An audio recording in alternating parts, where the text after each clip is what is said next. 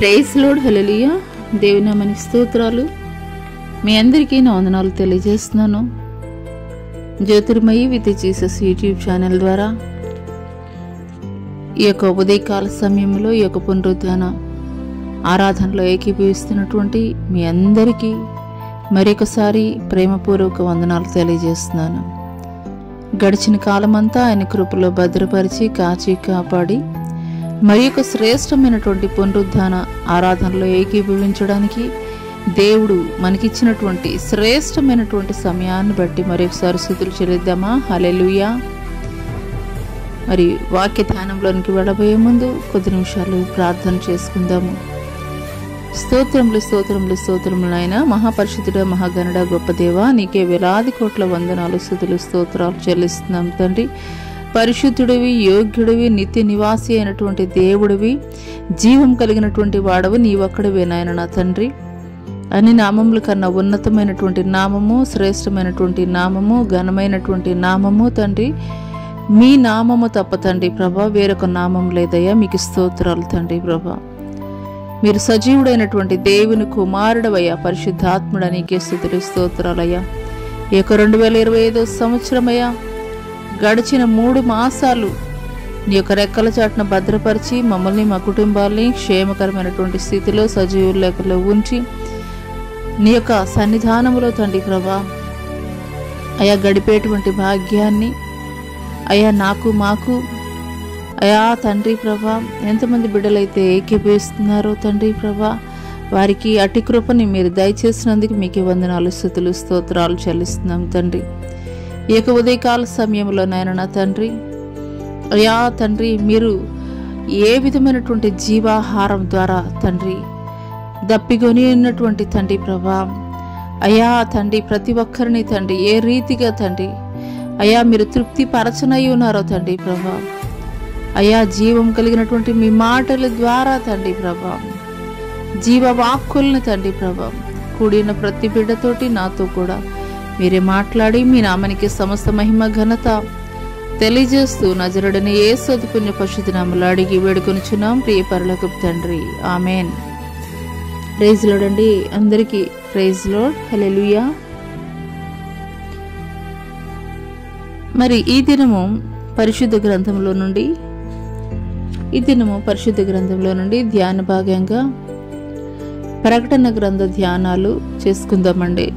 ఎందుకొరకనంటే కనుక మరి ఈ వారం ఈ మొదటి నెల ఈ యొక్క ఏప్రిల్ మాసంలో మొదటి పునరుద్ధాన ఆరాధన నిమిత్తము దేవుడి సన్నిధిలో మోకరించి మరి ఏ వర్తమానం ద్వారా మీరు మాట్లాడనై ఉన్నారయ్యా, మీ ప్రజలతోటి బయలుపరచమని దేవుడిని అడిగినప్పుడు దేవుడైతే చెప్తున్నారు ఈ యొక్క అంత్యకాల దినాల్లో ప్రకటన గ్రంథాన్ని ప్రకటించమని అయితే దేవుడు తెలియజేస్తున్నారు.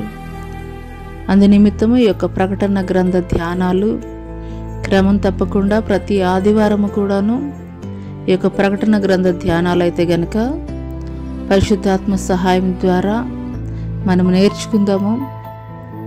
హల్లెలూయా. ఎందుకొరకనంటే ఈ యొక్క అంత్యకాల దినాల్లో మనం సిద్ధపాటు కలిగినటువంటి వారముగా ఉండాలి. ఆయన రాకడ ఏ క్షణమో ఏ గడియో తెలియదు కాబట్టి నిర్లక్ష్యాన్ని విడిచిపెట్టి సిద్ధపాటు కలిగి ఉండేటువంటి వారముగా ఉండాలి. హల్లెలూయా. ఆనాడు యోహానికి చూపించినటువంటి ఆ యొక్క పరలోక రాజ్య పట్టణం, ఆ యొక్క పరలోక రాజ్య పట్టణంలో దేవాది దేవుడు సింహాసనాసీనుడై యోహానికి ప్రత్యక్షపరుస్తున్నప్పుడు రాసినటువంటి గ్రంథమే ఈ యొక్క ప్రకటన గ్రంథము. హల్లెలూయా.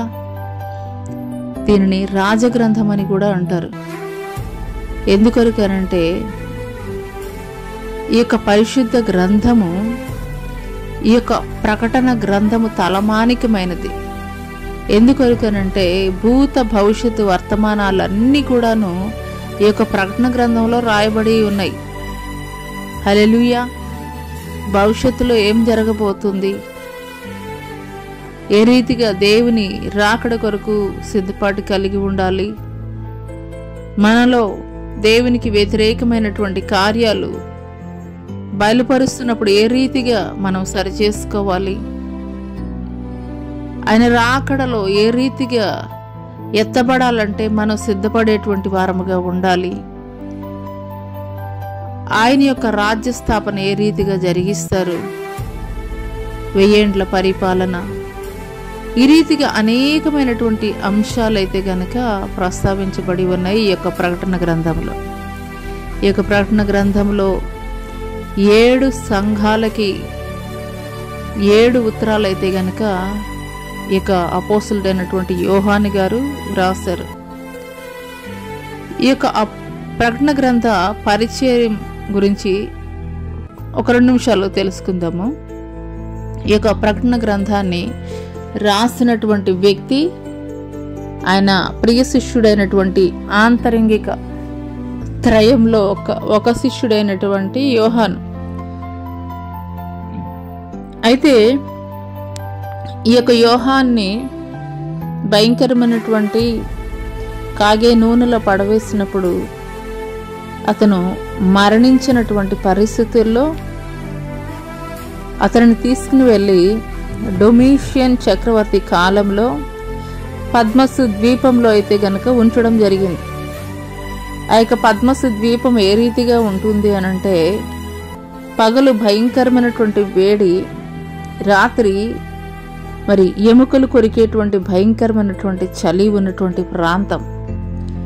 హల్లెలూయా. అక్కడ ఎన్నో విషమయ సర్పాలు, మరి విషపూరితమైనటువంటి అనేకమైనటువంటి పురుగులు ఆ ప్రాంతంలో ఉన్నాయి. అయితే అటువంటి పరిస్థితుల్లో కూడాను యోహాను ఎక్కడా కూడా దేవుణ్ణి అయితే గనక విడిచిపెట్టలేదు. దేవుణ్ణి స్తుతిస్తున్నప్పుడు, దేవుణ్ణి ప్రార్థిస్తున్నటువంటి క్రమంలో దేవాది దేవుడు ఈ యొక్క పరలోక ప్రత్యక్షతని యోహానికైతే గనక బహుమానముగా అందించాడు. హల్లెలూయా. హల్లెలూయా. మరి ఆ యొక్క ప్రత్యక్ష గ్రంథమే ఈ యొక్క ప్రకటన గ్రంథం. ఈ యొక్క ప్రత్యక్ష గ్రంథమే ఈ యొక్క ప్రకటన గ్రంథం అనైతే గనక మనం చెప్పవచ్చు. హల్లెలూయా. ఇందులో మొదటి అధ్యాయంలో ఒక మాట ఉంటుంది, 3వ వచనంలో, సమయము సమీపించినది గనక ఈ ప్రవచన వాక్యములు చదువువాడును వాటిని విని ఇందులో వ్రాయబడిన సంగతులను గైకొని వారును ధన్యులు అని రాయబడి ఉంటుంది. అంటే ఎవరా ధన్యులు అని మీ మైండ్లో ఒక క్వశ్చన్ రావచ్చు. ఆ ధన్యులు ఎవరనంటే గనక మీరు నేనే. ఎందుకొరకు అనంటే గనక ఈ యొక్క ప్రకటన గ్రంథాన్ని ధ్యానం చేస్తున్నాం కాబట్టి, ధ్యానం చేసేటువంటి కృపని, భాగ్యాన్ని దేవుడు మనకి బహుమానంగా అందించాడు కాబట్టి మనం ధన్యులం. హల్లెలూయా. ఈ యొక్క మొదటి అధ్యాయం అంతా కూడాను దేవుని యొక్క ప్రత్యక్షత, ఆయన మహిమ, ఆయన ప్రభావము సమస్తము కూడా తెలియజేయబడి ఉంటుంది యోహానికి చూపించినటువంటి దర్శనంలో. అయితే ఈరోజు 7 సంఘాలకి కూడాను దేవుడు 7 ఉత్తరాలు రాయమని తెలియజేసినటువంటి క్రమంలో 7 సంఘాలలో ఒక సంఘమైనటువంటి ఎఫెసు సంఘాన్ని గుర్చైతే గనక ఈరోజు మనం తెలుసుకుందాం. 7 సంఘాల్లో ఒక సంఘమైనటువంటి ఎఫెసు సంఘాన్ని, 7 సంఘాలు ఏంటంటే ఎఫెసు సంఘము, స్ఫుర్ణ సంఘము, పెర్గమస్ సంఘము, తుయితైరా సంఘము, అదే రీతిగా సార్దీస్ సంఘము, ఫిలదెల్ఫియా, 7 వచ్చేసి లవదోకియా సంఘము. అయితే ఈ 7 సంఘాల్లో మొదటి సంఘమైనటువంటి ఎఫెసు సంఘాన్ని గురించి గనక ఈరోజు పరిశుద్ధాత్మ సహాయం ద్వారా తెలుసుకుందాము. హల్లెలూయా. మొదటిగా ప్రకటన గ్రంథము 2వ అధ్యాయము ప్రకటన గ్రంథము 2వ అధ్యాయము 1 నుండి 7 వచనాలు గనక మనం చూసుకున్నట్లయితే, ఎఫెసులో ఉన్న సంఘపు దూతకు ఇలాగు వ్రాయము, 7 నక్షత్రములు తన కుడి చేత పట్టుకొని 7 దీపస్తంభముల మధ్య సంచరించేవాడు చెప్పు సంగతులేవనగా, నీ క్రియలను, నీ కష్టమును, నీ సహనమును నేను ఎరుగుదును. నీవు దుష్టులను సహింపలేవనియు, అపోస్తలులు కాకే తాము అపోస్తలుమని చెప్పుకుని వారిని పరీక్షించి వారు అబద్ధికులని నీవు కనుగొందువనియు, నీవు సహనము కలిగిన నామము నిమిత్తం భారం భరించి అలయలేదనియు నేను ఎరుగుదును. అయినను మొదట నీకుండిన ప్రేమను నీవు వదిలితువని నేను నీ మీద తప్పు ఒకటి మోపవలసి ఉన్నది. నువ్వు ఏ స్థితిలో నుండి పడిపోతావో అది జ్ఞాపకం చేసుకొని మారు మనసు పొంది ఆ మొదటి క్రియలను చేయుము. అట్లు చేసి నీవు మారు మనసు పొందితేనే సరి. లేని ఎడల నేను నీ యొద్దకు వచ్చి నీ దీపస్తంభమును దాని చోట నుండి తీసివేతును. అయితే ఈ ఒకటి నీలో ఉన్నది, నికోలాయితుల క్రియలు నీవు ద్వేషించుచున్నావు, నేను కూడా వీటిని ద్వేషించుచున్నాను. చెవిగలవాడు ఆత్మ సంఘములతో చెప్పుచున్న మాట వినును గాక.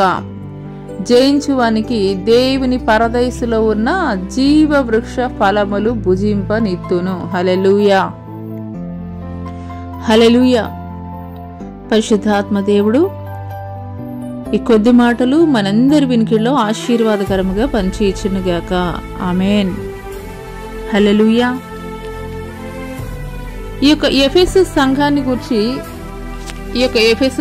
గురించి వాక్యంలోనికి వెళ్ళబోయే ముందు ఎఫెసు సంఘాన్ని గురించి కొద్దిగా పరిచయం అయితే గనక చేసుకుందాం. ఈ యొక్క ఎఫెసు సంఘం ఎక్కడ ఉన్నది అనే విషయాలు కొన్ని అయితే గనక తెలుసుకుందాము. ఈ యొక్క ఎఫెసు సంఘాన్ని గురించి తెలుసుకోవాలనంటే గనక మొదటగా మరి దేవుడు చెప్తుండగా యోహాను అయితే గనక ఈ యొక్క పుస్తకాన్ని, ఈ యొక్క గ్రంథాన్ని అయితే గనక వ్రాసాడు. హల్లెలూయా. ఇక్కడ 7 అని చెప్పేసి వచ్చింది. 7 నక్షత్రాలు, 7 దీపస్తంభముల మధ్య. ఇక్కడ 7 అనేది ఒక ప్రాముఖ్యమైనటువంటి సంఖ్యగా కనిపిస్తుంది. ఈ యొక్క 7 అని అంటే బైబిల్లో ఏంటంటే కంప్లీట్నెస్కి ఒక అర్థముగా చెప్పవచ్చు. కంప్లీట్నెస్ అంటే పరిపూర్ణతకి ఒక గుర్తుగా అయితే గనక చెప్పవచ్చు. ఎందుకొరకనంటే తండ్రి అయినటువంటి దేవుడు మొట్టమొదటిగా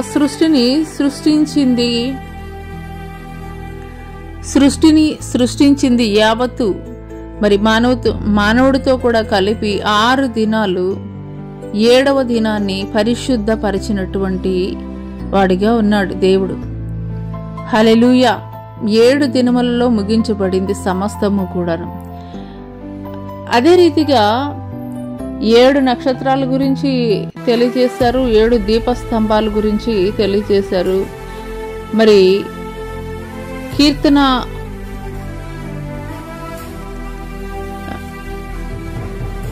హల్లెలూయా.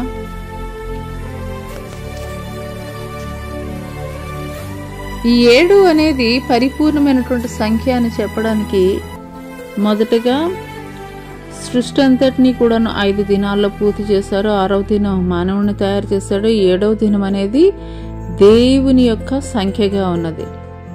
హల్లెలూయా. అదే రీతిగా మరి యేసుక్రీస్తు వారు సిలువలో పలికినటువంటి మాటలు కూడాను 7. అదే రీతిగా నయమాను మరి ఆ యొక్క కుష్టు రోగము కూడాను యోర్దాను నదిలో 7 మార్లు మునిగిన వెంటనే పసిపిల్లవాని దేహములాగా అయితే గనక మారిపోయింది. హల్లెలూయా. పరలోక రాజ్యంలో దేవుడు ఏ రీతిగా ఉంటాడనేది విషయం అయితే గనక మనకి తెలియదు. కానీ ఈ యొక్క శిష్యుడైనటువంటి యోహానికి దేవుడు ప్రత్యక్షపరిచాడు. పరలోక రాజ్యంలో దేవాది దేవుడు ఏ రీతిగా ఉంటాడు అనేది ఫస్ట్ చాప్టర్లో అయితే కనుక కంప్లీట్గా తెలియజేయబడుతుంది. అసలు ఈ యొక్క ఎఫెసు సంఘము ఎక్కడ ఉన్నది అని అంటే కనుక ప్రస్తుతం ఉన్నటువంటి టర్కీ దేశంలో ఉన్నది. ప్రస్తుతం ఉన్నటువంటి టర్కీ దేశంలో ఈ యొక్క ఎఫెసు సంఘం ఉన్నది. ఈ యొక్క ఎఫెసులో ఒక పెద్ద దేవాలయం ఉండేది. మరి ఆ యొక్క దేవాలయం పేరు ఏమంటారంటే రోమన్స్ డయానా అని పిలుస్తారు. మరి గ్రీకులు అయితే కనుక అర్తిమస్ దేవి అని దేవతగా అయితే కనుక కొలిచేవారు. మరి ఈ దేవత దేనికి ప్రసిద్ధి అని అంటే కనుక సంతానోత్పత్తికి మరియు పంటలు బాగా పండాలంటే కూడాను వచ్చి ఆ యొక్క దేవతకి మొక్కుతూ ఉండేవారు. హల్లెలూయా. అంత మాత్రమే కాదు, ఆనాటి కాలంలో ప్రపంచం యొక్క 7 వింతల్లో ఒక వింత ఈ యొక్క దేవాలయం కూడాను. ప్రపంచ వింతలలో ఒక వింత ఈ యొక్క దేవాలయం అని కూడాను చెప్తారు. అంటే గిన్నిస్ బుక్లో కూడా ఎక్కినటువంటి దేవాలయం ఈ యొక్క దేవాలయం అని చెప్పవచ్చు. అంత మాత్రమే కాదు, ఆనాటి కాలంలోనే మరి సుమారు ఒక 25,000 మంది మరి కూర్చుని చూడగలిగేటువంటి ఒక పెద్ద డయాస్ ఒక క్రీడా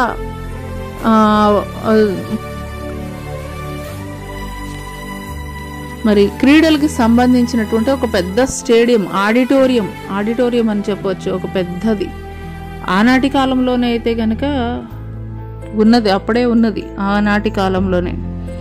హల్లెలూయా. అంత మాత్రమే కాదు, ఆ యొక్క ఎఫెసు పట్టణంలో వ్యాపారం అయితే కనుక వ్యాపారం బాగా జరిగేది. మరి ఈ యొక్క ఎఫెసు పట్టణానికి మొట్టమొదటిగా సువార్తను ఎవరు తీసుకుని వచ్చారంటే మరి అకుల ప్రిస్కిల్లా అని అయితే కనుక చెప్పవచ్చు. అపోస్తులుడైనటువంటి పౌలు గారి ద్వారా అకుల ప్రిస్కిల్లా మరి ఆ యొక్క ప్రాంతంలో దేవుని సువార్తని విస్తరింపచేసి మరి మొట్టమొదటిగా అక్కడ సంఘాన్ని మరి పౌలు గారి ద్వారా అన్నమాట ఆ యొక్క సంఘాన్ని మరి స్థాపింపబడి అక్కడ పరిచర్య జరిగింది. ఒక 3 సంవత్సరాలు అయితే కనుక పౌలు గారు ఆ యొక్క ఆసియా ప్రాంతం అంతా కూడాను సువార్త ప్రకటించారు అనేటువంటి విషయం అయితే కనుక తెలియజేయబడుతుంది ఆ యొక్క ప్రాంతం నుండి. అదే రీతిగా మరి తిమోతి అయితే కనుక దేవునితోటి స్థిరపడింది ఎవరు? అపోస్తులుడైనటువంటి పౌలుతోటి మరి దేవునిలో స్థిరపడింది ఎవరు అని అంటే కనుక తిమోతి. హల్లెలూయా. అదే రీతిగా మనం మరి ఇందాక చూసుకున్నాము, అక్కడ ఫేమస్ ఏంటనంటే కనుక అర్తిమస్ దేవి.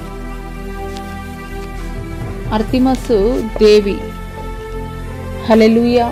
ఈ యొక్క అర్తిమస్ దేవి యొక్క ప్రత్యేకత, ఈ యొక్క అర్తిమస్ దేవి యొక్క ప్రత్యేకత ఏమిటి అని అంటే కనుక మరి అపోస్తల కార్యము 19వ అధ్యాయం 24 నుండి 29 వచనాల్లో కూడా మనం చూసుకున్నట్లయితే అక్కడ అర్తిమస్ దేవి అనేటువంటి ఒక దేవత దేనికి ప్రత్యేకత అనంటే గనక మరి సంతానోత్పత్తి కొరకు, తర్వాత పంటలు బాగా పండడం కొరకు అని. అందుకోసము అనేక మంది ప్రజలు వచ్చి గర్భఫలం కొరకు, తర్వాత వారి పంటలు పండడం కొరకు వచ్చి అక్కడ మొక్కులు చెల్లించుకునేటువంటి వారుగా ఉండేవారు. అంత మాత్రమే కాదు, మరి దేమేత్రి అనేటువంటి ఒక కంసాలి మరి అర్తిమీ దేవికి మరి వెండి గుళ్ళను తయారు చేసేటువంటి పని అక్కడ చేస్తూ ఉండేవాడు. అక్కడికి వచ్చినటువంటి భక్తులు ఆయన ద్వారా అవి చేయించుకుని మరి ఆ యొక్క అర్తిమీ దేవికి సమర్పిస్తూ ఉండేటువంటి వారు. దాని ద్వారా ఏంటంటే ఈ యొక్క దేమేత్రి అనేటువంటి కంసాలికి మంచి లాభసాటిగా ఈ యొక్క వ్యాపారం అయితే కనుక కొనసాగింపబడుతుంది. మరి అటువంటి క్రమంలో ఈ యొక్క అపోస్తలుడైనటువంటి పౌలు గారు ఆ ప్రాంతానికి వెళ్లి దేవుని యొక్క సువార్త ప్రకటించినప్పుడు అనేక మంది దేవుని తట్టు తిరిగినటువంటి వారిగా ఉన్నారు. ఆ యొక్క అర్తిమీ దేవి ఏదైతే గుడి ఉన్నదో, ప్రాశస్తమైనటువంటి గుడి ఉన్నదో, ప్రాచీనమైనటువంటి గుడి ఉన్నదో, ఆ యొక్క గుడికి వెళ్ళేటువంటి భక్తుల సంఖ్య తగ్గిపోయింది. అదే రీతిగా అక్కడ ఉన్నటువంటి దేమేత్రి అనేటువంటి ఆ యొక్క కంసాలి యొక్క వ్యాపారం కూడాను నష్టం కలిగిపోయింది. హల్లెలూయా. అందుకొరకు వారు ఏం చేశారంటే ఈ యొక్క అపోస్తలుడైనటువంటి పౌలు గారి మీద తిరుగుబాటు చేశారు. హల్లెలూయా. అక్కడ సత్యము ప్రకటించబడుతుంది. సత్యసువార్త అపోస్తలుడైనటువంటి పౌలు గారు ప్రకటిస్తున్నటువంటి క్రమంలో అనేక మంది ఆ యొక్క గుడికి వెళ్ళేటువంటి వారు, మొక్కులు చెల్లించేటువంటి వారు అందరూ కూడాను వారి యొక్క మనసులు మార్చబడి, వారి యొక్క మనసులు త్రిప్పబడి దేవుని తట్టు తిరిగినటువంటి వారుగా ఉన్నారు. అందుకొరకు వారు ఏం చేశారంటే, మరి ఈ యొక్క సువార్త ప్రకటించడం ద్వారా వారికి నష్టం కలుగుతుందని వారిని ఆ ప్రాంతం నుండి కూడాను మరి వెళ్ళగొట్టినటువంటి వారుగా ఉన్నారు. అర్తెమీదేవి, మహాదేవి అని గట్టిగా కేకలు వేస్తూ, వారు కోపంతో నిండినటువంటి వారి గట్టిగా కేకలు వేస్తూ మరి పట్టణం అంతా కూడాను బహు గలిబిలిగా మారిపోయినటువంటి పరిస్థితులు అయితే గనక ఆ ప్రాంతంలో నెలకొల్పబడినట్లుగా అయితే గనక మనం చూస్తాము. హల్లెలూయా.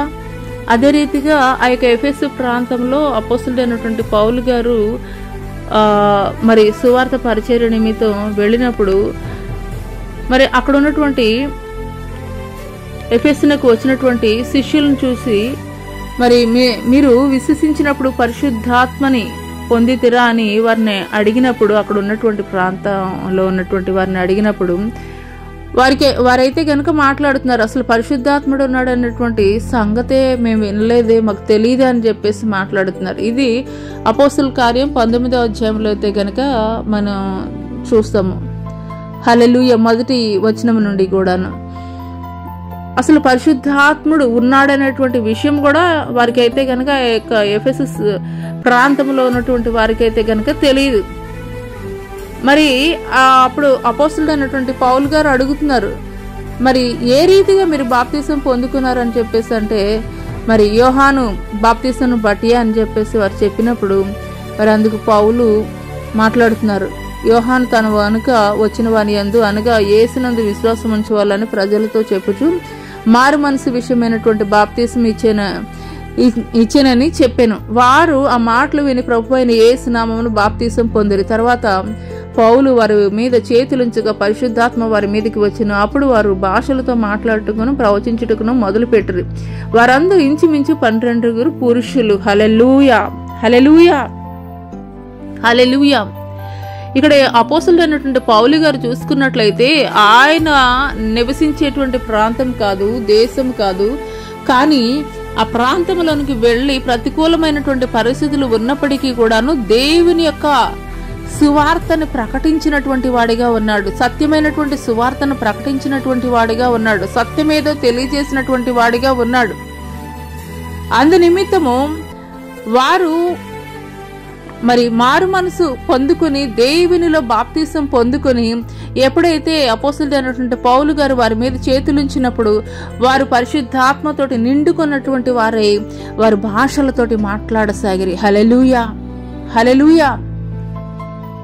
ఈ మాటలు వింటున్నటువంటి ప్రియ సహోదరి సహోదరుడా, దేవుడిని వెంబడిస్తున్నటువంటి నీవు కూడాను కేవలం నీ కుటుంబం కొరకు లేదంటే కనుక నీ కొరకు ప్రార్థన చేసుకునేటువంటి స్థితిలో నీ ఉండకూడదు. కానీ ఈ యొక్క అపోస్తలుడైనటువంటి పౌలు గారు తాను ఎరిగినటువంటి సత్యాన్ని పలు ప్రాంతాల్లో సువార్త ప్రకటించినటువంటి వాడిగా ఉన్నాడు. సత్యాన్ని ప్రకటించినటువంటి వాడిగా ఉన్నాడు.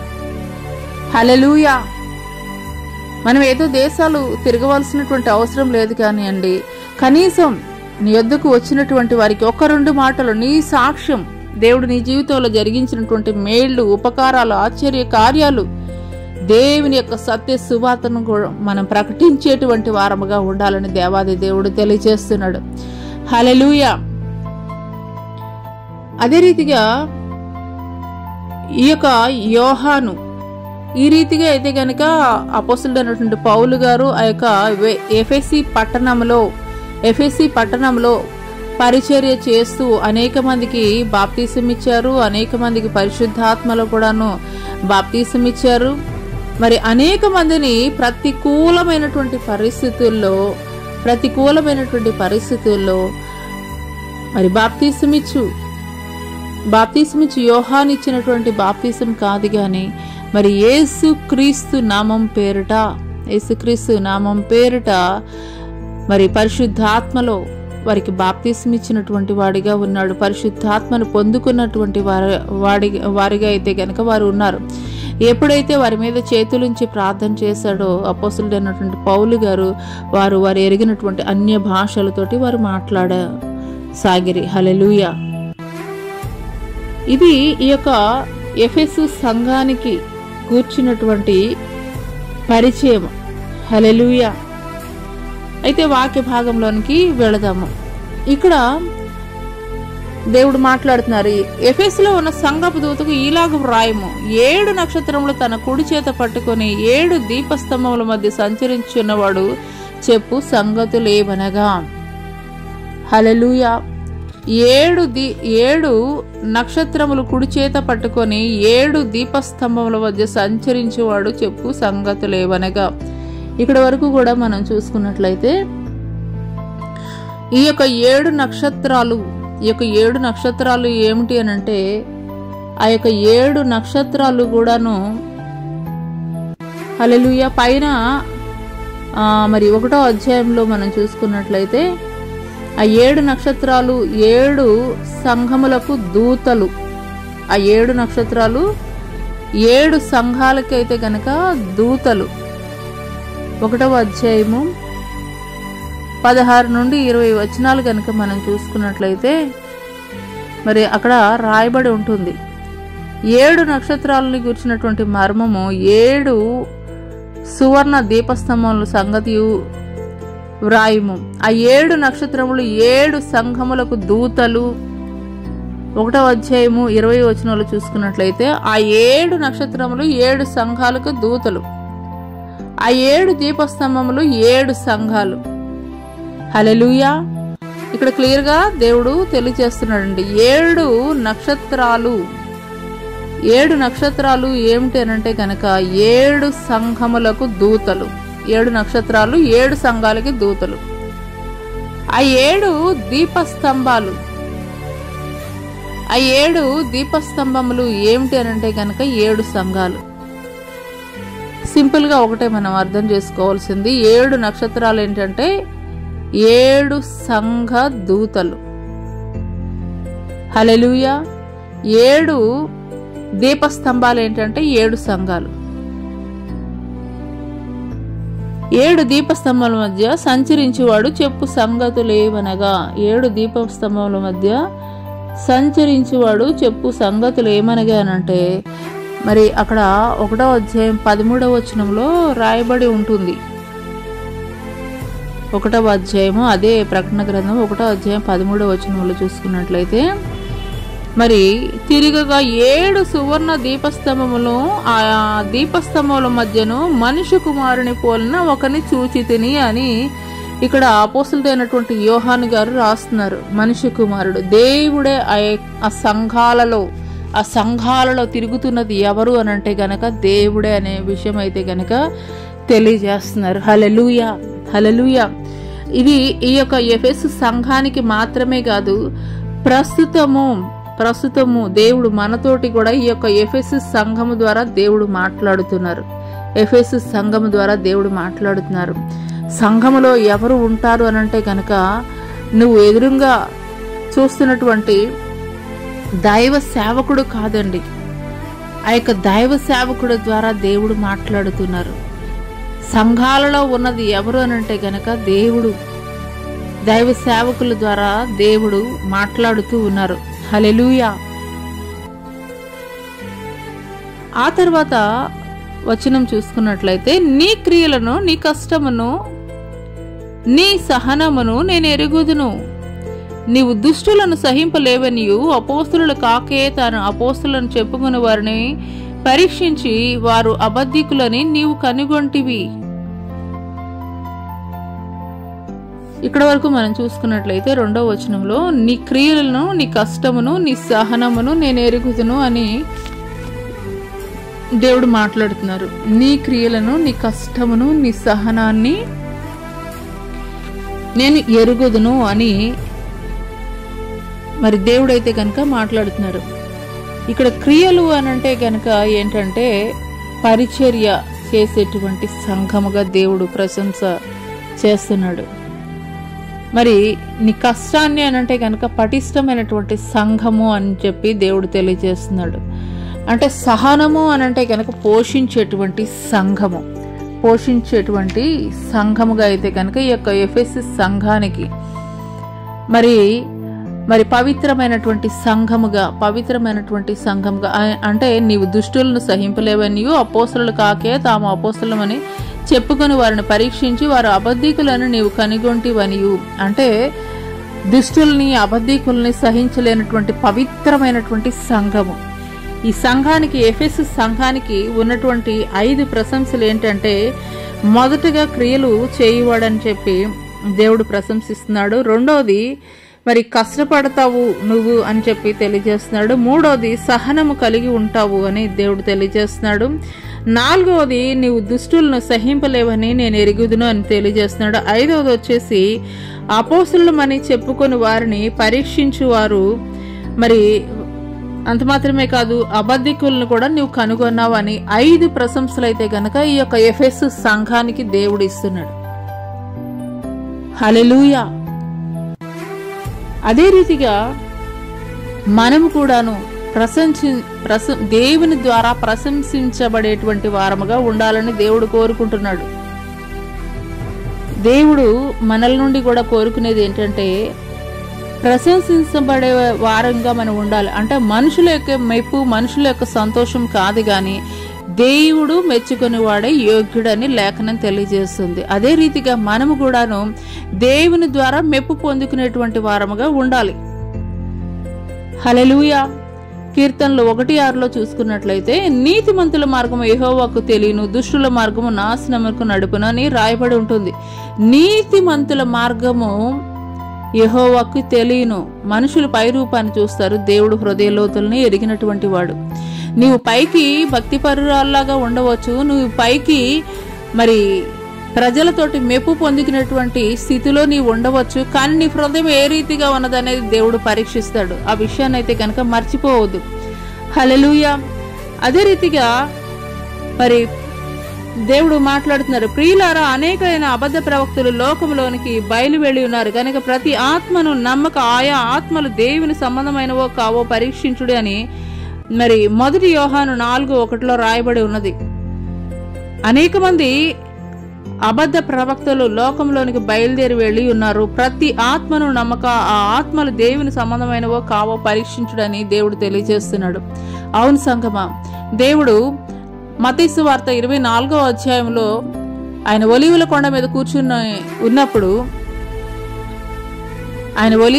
మీద కూర్చున్నప్పుడు ఆయన శిష్యులు అడుగుతారు, అయ్యా నీ రాకడ కొరకు ఈ యొక్క యుగ సమాప్తి కొరకు సూచనలు ఏమిటి మాకు తెలియజేయమని చెప్పినప్పుడు, మరి నేనే క్రీస్తునని అనేక మంది నా పేరిట వస్తారు, అనేక మంది అబద్ధ ప్రవక్తలు, అబద్ధ బోధకులు కూడా వస్తారు, మరి మేకతోలు కప్పుకున్నటువంటి తోడేళ్లు అనేక మంది మీలో ఉంటారు, కాబట్టి జాగ్రత్తగా ఉండండి అని దేవుడు మనకి హెచ్చరిక చేసి ఉన్నాడు. 2000 సంవత్సరాల క్రితమే ఈ యొక్క పరిశుద్ధ గ్రంథంలో ఆయన వ్రాయించైతే గనక ఉన్నాడు, ఆయన శిష్యుల ద్వారా తెలియపరిచి ఉన్నాడు. హల్లెలూయా. అందుకొరకు ఈ యొక్క బెరయా సంఘస్థులు ఏ రీతిగా అపోస్తలులు అయినటువంటి వారికి సువార్త ప్రకటించినప్పటికీ కూడాను వారి లేఖనాలు పరిశీలించి ఇది సరైనటువంటి బోధ కాదా అని వారి పరిశీలన చేసుకునేవారంట. అదే రీతిగా సంఘమా ఈ యొక్క అంత్య దినాల్లో కూడాను దేవుడు తెలియజేసినటువంటి రీతిగా ఆయన రాకడ సమయంలో అనేకమైనటువంటి అబద్ధ బోధకులు, అబద్ధ ప్రవక్తలు, నేనే క్రీస్తునని చెప్పేటువంటి వారు అనేకమైనటువంటి మోసపూరితమైనటువంటి మాటలు వినబడుతున్నటువంటి క్రమంలో నువ్వు తెలుసుకోవాల్సింది, పరీక్షించుకోవాల్సింది, ప్రామాణికంగా పెట్టుకోవాల్సింది ఏమిటి అనంటే గనక ఒక మనుషుల్ని ప్రామాణికంగా పెట్టుకుంటే వారు పడిపోయినటువంటి స్థితిలో నీ యొక్క భక్తి, నీ యొక్క విశ్వాసం కూడా పడిపోయేటువంటి స్థితిలోనే ఉంటుంది. కాబట్టి ఏ మనుషుల్ని కూడా నువ్వు ప్రామాణికం పెట్టుకోవాలని చెప్పేసి దేవుడు కోరుకోవడం లేదు. కానీ మొదటగా నీవు పరిశుద్ధ గ్రంథాన్ని ప్రామాణికంగా పెట్టుకోవాలి. హల్లెలూయా. బెరయా సంఘస్థులు ఏ రీతిగా జ్ఞానము కలిగి వారు ఉన్నారో అదే రీతిగా అదే రీతిగా గ్రంథాలని పరిశీలించేటువంటి వారముగా ఉండాలి. పరిశుద్ధ గ్రంథాన్ని ప్రతి దినము చదివేటువంటి అలవాటు మనం కలిగి ఉన్నప్పుడు మోసం చేసేవారు ఎంతమంది ఉన్నప్పటికీ కూడాను నువ్వు ఎటువంటి పరిస్థితుల్లో అయితే గనక నువ్వు మోసానికి గురి అవ్వవు. మోసపోయేది ఎవరు అనంటే గనక దేవుని మాటలేవో అపవాది మాటలేవో తెలియనటువంటి వారే మోసంలో పడిపోతారు. అందుకొరకే మరి అపవాది చాలా సులువుగా పాపంలో పడేస్తుంది. హల్లెలూయా. ఏ రీతిగా అనంటే గనక మరి లోకంలో ఏవేవో మరి నీకు ఇష్టం లేనివి మరి నీవు సాంగత్యం చేయనటువంటి విషయాల గురించి అయితే గనక నీకు పరిచయం చేయదు. కానీ నీకు ఏదైతే తెలుసో అంటే పరిశుద్ధ గ్రంథం కానీ లేదంటే గనక దేవుడి మాటలు కానీ ఏవైతే తెలుసో వాటి మాటల్ని వక్రీకరించి నీకు తెలియజేస్తుంది. అప్పుడు నువ్వు మోసపోయేటువంటి పరిస్థితుల్లో ఉంటావు. హల్లెలూయా. ఇక్కడ ఏదైనా వనంలో కూడాను ఆదాము అవ్వలు ఉన్నప్పుడు ఆ సర్పం మాట్లాడుతుంది, ఇది నిజమా అని.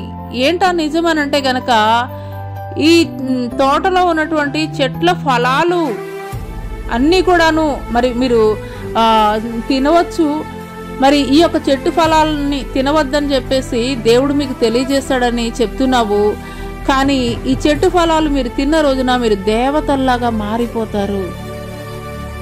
హల్లెలూయా, హల్లెలూయా.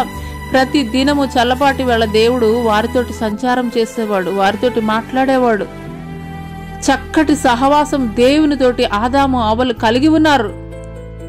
కానీ అపవాది ఏ రీతిగా మాట్లాడింది అని అంటే కనుక అపవాది ఏ రీతిగా మాట్లాడిందంటే మీరు ఆ యొక్క చెట్టు ఫలాలు తిన్నటువంటి రోజున మీరైతే గనక దేవతల్లాగా మారిపోతారు. హల్లెలూయా, హల్లెలూయా. ప్రైజింగ్ ఎవరికి ఇష్టం ఉండదండి, పొగడతలు ఎవరికి ఇష్టం ఉండదు, ప్రతి ఒక్కరికి కూడా ఇష్టమే ప్రైజింగ్ అంటే. హల్లెలూయా. ఆ ప్రైజింగ్ తోటే నిన్ను పడగొడతాడు అపవాది. కాబట్టి ప్రైజింగ్ అనేది తీసుకోవద్దండి. హల్లెలూయా. ప్రైజింగ్ అనేది తీసుకోవద్దు. అదే రీతిగా దేవుడు తెలియజేస్తున్నాడు. 1 తెస్సలోనికీయులకు రాసినటువంటి పత్రిక 5:21లో సమస్తమును పరీక్షించి మేలైన దాన్ని చేపట్టుడి. హల్లెలూయా. నువ్వు వినవచ్చు, కానీ నువ్వు ఏది తీసుకోవాలి ఏది తీసుకోకూడదు అనేటువంటి ఆ యొక్క జ్ఞానాన్ని నువ్వు కలిగి ఉండాలి.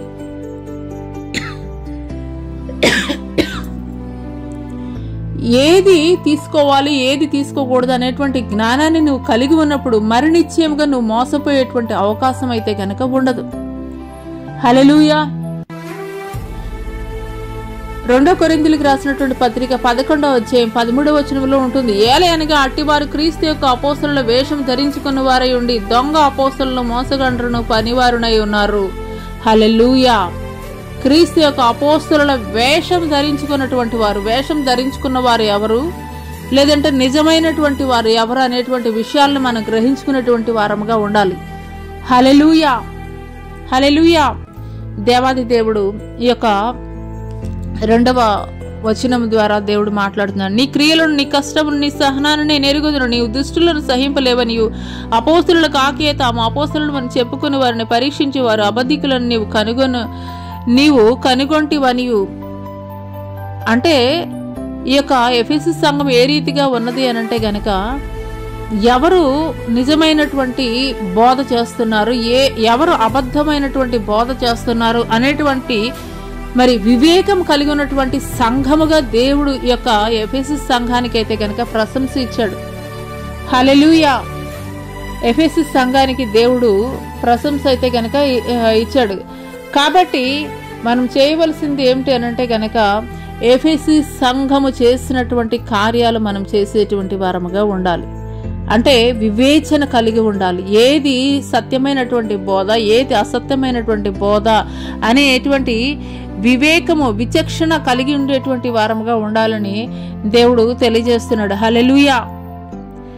3వది, నీవు సహనము కలిగిన నామో నిమిత్తం భారం భరించి అలయలేదని నేను ఎరుగుదును. నువ్వు సహనము కలిగి నా నామం నిమిత్తం భారం భరించి అలయలేదని నేను ఎరుగుదును. హల్లెలూయా. సహనం గురించి ఇక్కడ దేవుడు మాట్లాడుతున్నారండి. నీవు సహనం కలిగి నా నిమిత్తము భారం భరించి అలయలేదని నేను ఎరుగుదును. గలతీయులకు రాసినటువంటి పత్రిక 6వ అధ్యాయం 9వ వచనంలో గనుక మనం చూసుకున్నట్లయితే, మనము మేలు చేయటం యందు విసుగక యుందుము, మనము అలయక మేలు చేసితిమే గాని తగిన కాలమందు పంట కోతుము. హల్లెలూయా, హల్లెలూయా, హల్లెలూయా, హల్లెలూయా. ప్రియ సహోదరి సహోదరుడా, నీ జీవితంలో నువ్వు మేలు చేసి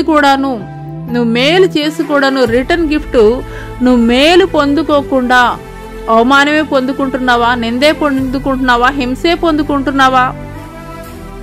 కానీ దేవుడు మాట్లాడుతున్నారు, మనం అలయక మేలు చేసితిమి. ఎవరైనా కానీ ఏ రీతిగా ఉంటుందండి, మనము ఏదైనా ఒకరికి హెల్ప్ చేస్తామనంటే కనుక వారు పాజిటివ్గా రియాక్ట్ అయితే బాగుండని మనం అనుకుంటాం.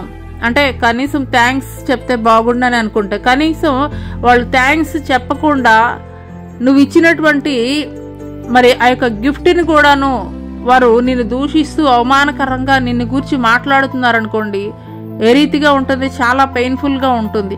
కానీ దేవుడు మాట్లాడుతున్నారు, మనం మేలు చేయటం విసుగక యుందుము, మనము అలయక మేలు చేసితిమేని తగిన కాలమందు పంట కోతుము. హల్లెలూయా. నువ్వు చేస్తున్నటువంటి మేలు, నువ్వు చేస్తున్నటువంటి ఏదైనా కానీ మంచి కార్యాలు ప్రతి ఒక్కటి కూడాను నేటి దినము అవి గుర్తింపలేనటువంటి స్థితిలో ఉండవచ్చు. నేటి దినము నువ్వెంత గొప్ప మేలు చేసినప్పటికీ కూడాను నీకు అవమానమే ఎదురవుతూ ఉండవచ్చు. నేటి దినము నీవు చేస్తున్నటువంటి ప్రతి క్రియ కూడాను మంచి కార్యమే అయ్యి ఉండవచ్చు, ప్రతి కార్యము కూడా మంచి కార్యమే అయ్యి ఉండొచ్చు. కానీ దానికి ప్రతిఫలముగా రావాల్సింది రాకుండాను నీకు అవమానమే ఎదురవుతుందని నువ్వు నిరాశలోనికి వెళ్ళిపోతున్నావా? అయితే దేవుడు ఈ మాటలు నీ కొరకే చెప్తున్నారు. మనం అలయక మేలు చేసితిమి కాబట్టి తగిన కాలమందు పంట కోతుము. హల్లెలూయా. విత్తిన ప్రతి ఒక్క రైతు కూడాను పంట కోస్తాడో కోయడో మనకైతే తెలియదు కానివ్వండి. ఎందుకంటే ఈ మధ్యకాలంలో మనం చూస్తున్నాం అకాల వర్షాల ద్వారా మరి పంటలు నష్టపోయినటువంటి రైతులు అనేక మంది ఉన్నారని మరి న్యూస్ ఛానల్స్ ద్వారా తెలియజేయబడుతున్నాయి.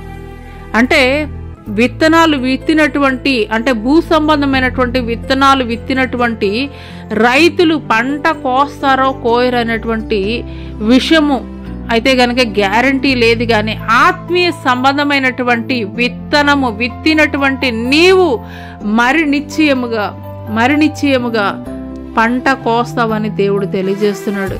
కాబట్టి మనం విసుగక అలయక మేలు చేసేటువంటి వారముగా ఉండాలని దేవుడు తెలియజేస్తున్నాడు. హల్లెలూయా, హల్లెలూయా. ఈ యొక్క అపోస్తలుడు అయినటువంటి పౌలు గారు మాట్లాడుతున్నారు, శ్రమల యందును, ఇబ్బందుల యందును, ఇరుకుల యందును, దెబ్బల యందును, చెరసాలలోను, అల్లర్లలోను, ప్రయాసముల్లోను, జాగరముల్లోను, ఉపవాసముల్లోను మిగులు ఓర్పు గలవారమై. హల్లెలూయా. ఎన్ని శ్రమలండి! ఒక్క శ్రమకే బాబోయ్ ఏంటి ఇంత శ్రమ ఏంటయ్యా దేవా అని దేవుడి దగ్గర మొరపెట్టేస్తుంటాం. కానీ ఇక్కడ అపోస్తలుడు అయినటువంటి పౌలు గారి శ్రమలు చూడండి, ఒక లిస్టే పెట్టేశారు, ఒక సరుకుల లిస్ట్ లాగా పెట్టేస్తాడు. శ్రమల యందును, ఇబ్బందుల యందును, ఇరుకుల యందును, దెబ్బల యందును, చెరసాలలోను, అల్లర్లలోను, ప్రయాసంలోను, జాగరాల్లోను, ఉపవాసాల్లోను ఒక్క పెయిన్, ఒక ప్రతికూలమైనటువంటి పరిస్థితి వస్తేనే తల్లడిల్లిపోతుంటాము. కానీ ఇక్కడ అపోస్తలుడు అయినటువంటి పౌలు గారు ఒక పెద్ద లిస్టే పెట్టాడండి, ఒక పెద్ద లిస్టే రాశారు ఆయన. కానీ వాటన్నిటి విషయంలో ఏ రీతిగా ఉన్నాడంటండి? ఓర్పు కలిగి ఉన్నాడంట. అటువంటి ఓర్పుని నీవు నేను కలిగి ఉండగలుగుతున్నామా?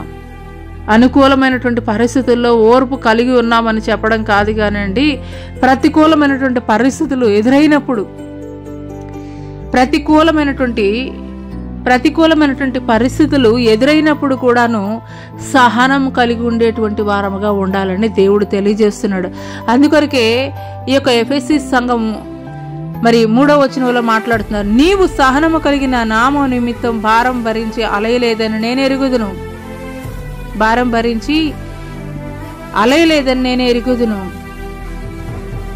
అంటే ఎంత ప్రతికూలమైనటువంటి పరిస్థితులు అక్కడ ఉన్న స్థితి ఏంటి అనంటే గనక, ప్రతికూలమైనటువంటి పరిస్థితులు. అక్కడ అర్తెమీ దేవి అనేటువంటి ఫేమస్ టెంపుల్ ఉన్నది. అర్తెమీ దేవి అనేటువంటి ఒక ఫేమస్ టెంపుల్ ఉన్నది. అక్కడ మరి ఏంటంటే సంతానోత్పత్తికి మరియు పంటలు పండడానికి అక్కడ అనేక మంది వచ్చి అక్కడ ఆమెకి మొక్కుబడి చెల్లిస్తూ ఉంటారు. అటువంటి ప్రతికూలమైనటువంటి పరిస్థితుల్లో సంఘం కొనసాగింపబడటం, సంఘములో భక్తి కొనసాగింపబడడం అనేది అది ఎంత కష్టసాధ్యమైనటువంటి విషయం అనేది అదైతే కనుక మనం అర్థం చేసుకోవాలి. అయినప్పటికీ కూడా ఏ రీతిగా ఉన్నారంటే వీళ్ళు అటువంటి ప్రతికూల పరిస్థితుల్లో కూడా నీవు సహనము కలిగిన నా నామము నిమిత్తం భారం భరించి అలయలేదని నేను ఎరుగుదును.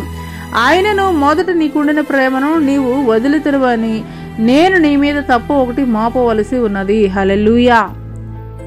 ఒక విషయం తెలియజేస్తున్నానండి. ఏంటి అనంటే కనుక,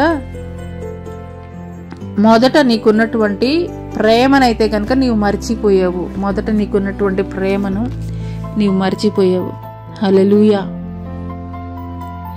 దేవుణ్ణి నమ్ముకున్నటువంటి కొత్త దినాల్లో మందిరానికి ఎంత క్రమంగా వెళ్తామో, దేవుణ్ణి ఎరిగినటువంటి తొలి దినాల్లో, దేవుడు నీ జీవితంలో కార్యాలు జరిగిస్తున్నటువంటి దినాల్లో ఎంత క్రమమైనటువంటి భక్తి, ఉపవాస ప్రార్థనలు. మరి ఈ దినం ఏమైపోయింది? ఆ మంట ఏమైపోయింది? ఆ రోషం ఏమైపోయింది? ఆ భక్తి ఏమైపోయింది? ఆ విశ్వాసం ఏమైపోయింది? హల్లెలూయా. మన చిన్న బిడ్డలు వారి దినదినము ప్రవర్ధమానముగా ఎదుగుతూ ఉంటే చూసి ఆనందించేటువంటి ఒక తల్లి, చిన్న బిడ్డలు దినదినము ప్రవర్ధమానంగా ఎదుగుతూ ఉంటే చూసి ఆనందించేటువంటి తల్లి, మరి ఆ బిడ్డ మానసికంగా ఎదుగుదల లేనటువంటి స్థితిలో ఉంటే తల్లి ఎంత కృంగిపోతుందండి. అయ్యో నా బిడ్డ, నీ తోటి వారు ఎంత చక్కగా ఆడుకుంటున్నారు, నీ తోటి వారు ఎంత చక్కగా స్కూల్కి వెళ్తున్నారు, నువ్వేంటి ఇంత వయసు వచ్చినా గాని తల్లిదండ్రులు చాటు బిడ్డగానే ఉండిపోయావనేది తల్లిదండ్రులకు ఎంత దుఃఖం కలుగుతుందండి. హల్లెలూయా. దినదినము ప్రవర్ధమానంగా ఎదుగుతూ ఉంటే బిడ్డను చూసి తల్లిదండ్రులు సంతోషిస్తారు. అదే రీతిగా నీ యొక్క ఆత్మీయ జీవితంలో కూడాను దినదినము ప్రవర్ధమానముగా ఎదిగేటువంటి స్థితిలో ఉండాలని దేవుడు కోరుకుంటున్నాడు. హల్లెలూయా. పాలు తాగేటువంటి స్థితిలోనే నీవు ఉండాలని కోరుకోవడలేదు, కానీ దేవుడు ఘనమైనటువంటి ఆహారము నా బిడ్డకి నేను ఎప్పుడు ఇవ్వాలి, ఘనమైనటువంటి ఆహారము తిని అరిగించుకోగలిగేటువంటి స్థితి నా బిడ్డ ఎప్పుడు కలిగి ఉంటుందని దేవుడు ఎదురు చూస్తున్నాడు. హల్లెలూయా. మన జీవితంలో లోకానుసారమైనటువంటి ప్రతి విషయంలో కూడా అభివృద్ధిని కోరుకుంటాం. ప్రతి విషయంలో కూడాను మందిరానికి వెళ్ళినా, లేదంటే కుటుంబంలో ప్రార్థన చేసినా, ఒంటరిగా ప్రార్థన చేసినా, లేదంటే ఎక్కడికి వెళ్ళి ప్రార్థన చేసినా కానీ మన ప్రార్థన ఒక్కటే ఏంటంటే, అయ్యా నన్ను ఆశీర్వదించు, నా కుటుంబాన్ని ఆశీర్వదించు, నా బిడ్డలను ఆశీర్వదించు. ఒక్కటే ప్రార్థన. ఏ రోజునైనా కానీ అయ్యా నేను ఆత్మీయ స్థితిలో ఎదగాలయ్యా, లోకానుసారంగా నన్ను ఇప్పటి వరకు కూడా ఆశీర్వదించావయ్యా, నేను ఆధ్యాత్మిక స్థితిలో నేను ఎదగాలయ్యా, పాలు తాగేటువంటి పసిబిడ్డగా నేను ఉండడానికి వీల్లేదయ్యా, ఆధ్యాత్మిక శిఖరపు అంచులను నేను చూడాలయ్యా. ఈ రీతిగా నువ్వు ఏ దినమైనా ప్రార్థించగలిగావా? మొట్టమొదటి దినాల్లో ఎంత రోషము, ఎంత మంట కలిగి పరుగులు పెడుతూ దేవుని మందిరానికి, దేవుని సన్నిధిలో ప్రార్థన ఏమైపోయింది? ఆ ప్రార్థన అంతా ఏమైపోయింది? దేవుడు అందుకొరకే మాట్లాడుతున్నారు.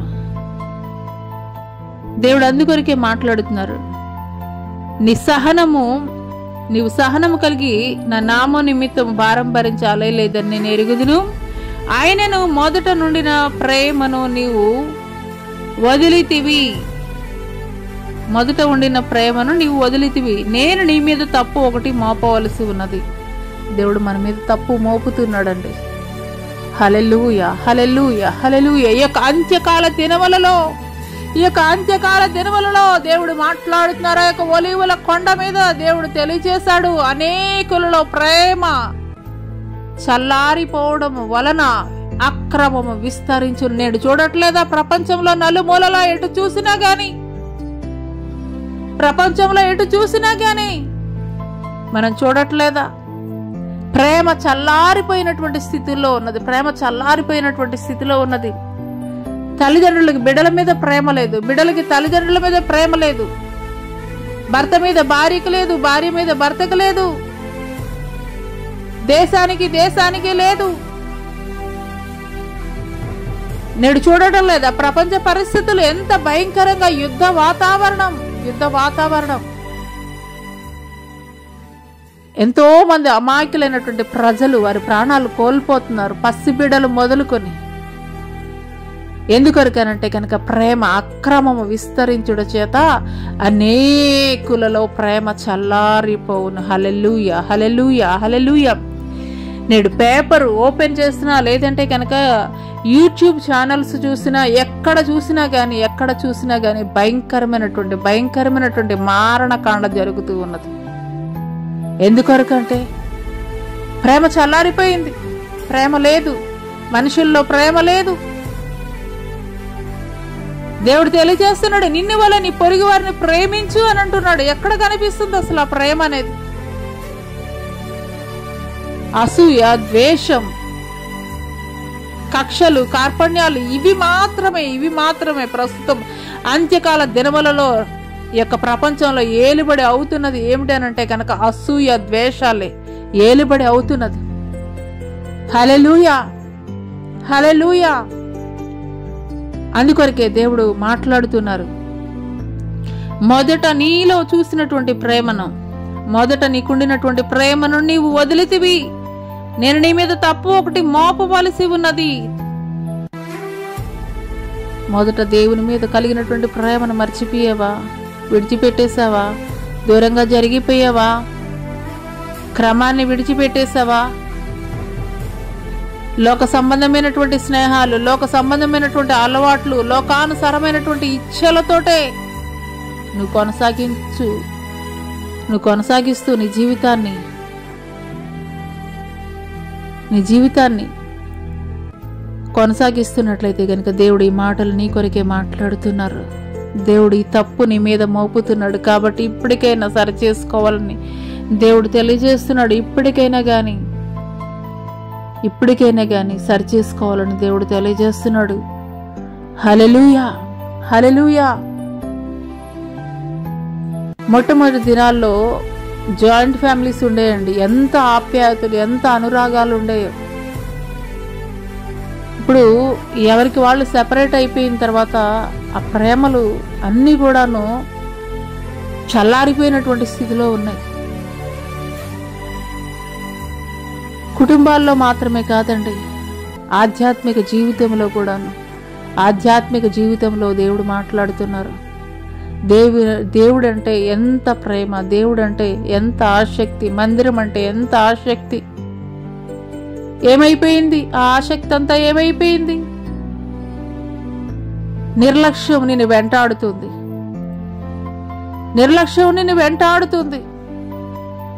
అందుకొరకే దేవుడి యొక్క ఉదయకాల సమయంలో నీ మీద తప్పు ఒకటి మోపుతున్నాడు. మొదట నీకుండినటువంటి ప్రేమ చల్లారిపోయినటువంటి స్థితిలో ఉండడానికి వీల్లేదు. సంగమా, చల్లారిపోయినటువంటి స్థితిలో మనం ఉండడానికి వీలు లేదు. హల్లెలూయా. ఆ తర్వాత చూసుకున్నట్లయితే 5వ వచనం, నువ్వు ఏ స్థితిలో నుండి పడిపోతావో అది జ్ఞాపకం చేసుకొని మారు మనసు పొంది ఆ మొదటి క్రియలను చేయుము. అట్లు చేసి నీవు మారు మనసు పొందితేనే సరి, లేని ఎడల నేను నీ యొద్దకు వచ్చి నీ దీపస్తంభమును దాని చోట నుండి తీసివేతును. హల్లెలూయా, హల్లెలూయా. ఇక్కడ మనం ఆలోచించుకోవాల్సినటువంటి ఒక విషయం ఏమిటి అంటే గనక, దేవుడు ఒక ఛాన్స్ ఇస్తున్నాడు. నీవు మారు మనసు పొంది ఆ మొదటి క్రియలు మళ్ళా చేయమని చెప్పేసి దేవుడు తెలియజేస్తున్నాడు. దేవుడు ఏది కూడాను చెప్పకుండా సడన్గా అయితే గనక చేయడండి. దేవుడు చెప్పకుండా అయితే గనక సడన్గా ఏది కూడా చేయడు. ఎందుకొరకనంటే, ఫర్ ఎగ్జాంపుల్ చూసుకున్నట్లయితే గనక నోవహు 120 సంవత్సరాలు ఆయన ప్రకటిస్తూనే ఉన్నాడు, సువార్త ప్రకటిస్తూనే ఉన్నాడు. జల ప్రళయం దేవుడు కుమ్మరించబోతున్నాడు కాబట్టి సిద్ధపడండి, మారు మనసు పొందండి అని దేవుడు తెలియపరుస్తూనే ఉన్నాడు. కానీ 120 సంవత్సరాలు దేవుని సువార్త ప్రకటిస్తూ ఉన్నాడు. దేవుడు ఏ రీతిగా ఓడ నిర్మాణం జరిగించమన్నాడో అదే రీతిగా ఓడ నిర్మాణం జరిగిస్తూనే ఉన్నాడు. కానీ 120 సంవత్సరాలు ప్రకటించినప్పటికీ కూడాను ఏ ఒక్కరిలో కూడా మార్పు లేనటువంటి వారిగా ఉన్నారు. అందుకొరకు దేవుడు నోవహు కుటుంబాన్ని ఆ యొక్క ఓడలో సంరక్షించినటువంటి వాడిగా ఉన్నాడు. హల్లెలూయా, హల్లెలూయా. దేవుడు ప్రతి ఒక్కటి కూడా చేస్తాడండి. నినివే పట్టణస్థులకి యోనాని వెళ్ళి తెలియజేయమని చెప్పినటువంటి క్రమంలో నినివే పట్టణానికి వెళ్ళమంటే తర్షీస్కి వెళ్ళిపోతున్నాడు. అయినప్పటికీ కూడా దేవుడు తన కార్యాన్ని యోనా ద్వారా జరిగించాడు. ఒకరోజు సువార్త ప్రకటించాడండి నినివే పట్టణానికి. అంతే, రాజు మొదలుకొని పసిబిడ్డ వరకు కూడాను, పశువులు కూడాను ఉపవాసం ఉండి గోనెపట్ట కట్టుకుని బూడిద చల్లుకొని ఉపవాసం ఉండి ప్రార్థించినప్పుడు దేవుడు ఆ యొక్క నినివే పట్టణం మీద కుమ్మరించవలసినటువంటి ఉగ్రతని ఆయన తీసివేసినట్లుగా అయితే కనుక మనం చూస్తున్నాం. వారి మీద కనికరపడినట్లుగా మనం చూస్తున్నాం. దేవుడు ప్రతి ఒక్కరికి కూడా అవకాశం ఇస్తాడండి. ఇవ్వకుండా అయితే కనుక ఆయన సడన్గా ఏది కూడా జరిగించడు. ఏదో ఒక ఊరిమో మెరుపో పడిపోయినట్లుగా, లేదంటే సడన్గా ఏదో యాక్సిడెంట్ అయిపోయినట్లుగా అట్లా కాదండి. దేవుడు ఖచ్చితంగా ప్రతి ఒక్క మానవుడికి, పొరపాటు చేస్తున్నటువంటి ప్రతి ఒక్క మానవుడికి కూడా దేవుడు ఒక ఛాన్స్ ఇస్తాడు, ఒక అవకాశం ఇస్తాడు. హల్లెలూయా. అందుకొరకే దేవుడు మాట్లాడుతున్నాడు, నీవు ఏ స్థితిలో నుండి పడిపోతావు అది జ్ఞాపకం చేసుకుని మారు మనసు పొంది ఆ మొదటి క్రియలను చేయుము. ఏ స్థితిలో నుండి పడిపోయావు? ఏ స్థితిలో పడిపోయావు? ప్రలోభాలకి పడిపోయావా? లేదంటే లోకాశలకి పడిపోయావా? లేదంటే బంధువులు స్నేహితుల యొక్క ప్రోద్బలం ద్వారా పడిపోయావా? చెడు సావాసాల ద్వారా పడిపోయావా? చెడు అలవాట్ల ద్వారా పడిపోయావా? లేదంటే లోకానుసారమైనటువంటి ఇచ్చల ద్వారా పడిపోయావా? ఏ స్థితిలో పడిపోయావు నువ్వు? ఒకసారి జ్ఞాపకం చేసుకో. ఒకప్పుడు నేను ఏ రీతిగా ఉన్నాను? ఒకప్పుడు నా జీవితం ఏంటి? ఒకప్పుడు దేవుడు అంటే నేను ఎంత భక్తి కలిగి ఉన్నాను. ఒకప్పుడు మందిరం అంటే ఎంత పరుగులు పెడుతూ వెళ్ళేదాన్ని. ఇప్పుడేంటి నా జీవితం ఏంటి ఈ రీతిగా ఉన్నది? తప్పిపోయినటువంటి కుమారుడు ఆ పందులు మేపుతూ, పందుల పొట్టు తింటూ ఒకసారి అనుకున్నాడు, నేనేంటి, నా జీవితం ఏంటి ఈ రీతిగా ఉన్నది? నా తండ్రి దగ్గర పనివారు కూడా శ్రేష్టమైనటువంటి భోజనం చేస్తారు కదా, ఇదేంటి, నా జీవితం ఏంటి ఇట్లా అయిపోయింది అని ఎప్పుడైతే అనుకున్నాడో వెంటనే అక్కడ ఆగిపోలేదు. కానీ వెంటనే ఒక్కటే ప్రార్థన చేసుకున్నాడు, అయ్యా నీకును పరలోకపు తండ్రికి వ్యతిరేకంగా నేనైతే గనక అపరాధం చేశానయ్యా అని ఎప్పుడైతే దేవుని ఎదుట మోకాళ్ళుని ప్రార్థించాడో మరలా ఇంటి బాట పట్టాడు. తండ్రి ఎదురు చూస్తూ ఉన్నాడు, ఎప్పుడొస్తాడా నా కొడుకు, ఎప్పుడొస్తాడా అని. అంత దూరం చూడంగానే పరిగెత్తుకుంటూ పోయి మెడ మీద పడి ముద్దు పెట్టుకుని ప్రశస్తమైనటువంటి వస్త్రాలు ఇచ్చి విందు చేశాడు దేవుడు. హల్లెలూయా. అదే రీతిగా దేవుడు ఈ దినము నీతోటి కూడా మాట్లాడుతున్నారు. ఏ స్థితిలో నువ్వు పడిపోయావు, ఏ బలహీనతలో పడిపోయావు ఆ తప్పిపోయిన కుమారుడు కూడా తనకి ఆస్తి భాగం కావాలని తీసుకుని వెళ్ళిపోయాడు. తండ్రి దగ్గర నుండి దూరానికి వెళ్ళిపోయాడు. దుర్వ్యసనాలకి తన సమస్త ధనాన్ని కూడా వ్యయం చేశాడు. కానీ ఆ తర్వాత తను ఉన్న పరిస్థితి ఏంటో తెలుసుకున్నాడు. మరలా తిరిగి తండ్రి వద్దకు చేర్చబడ్డాడు. హల్లెలూయా.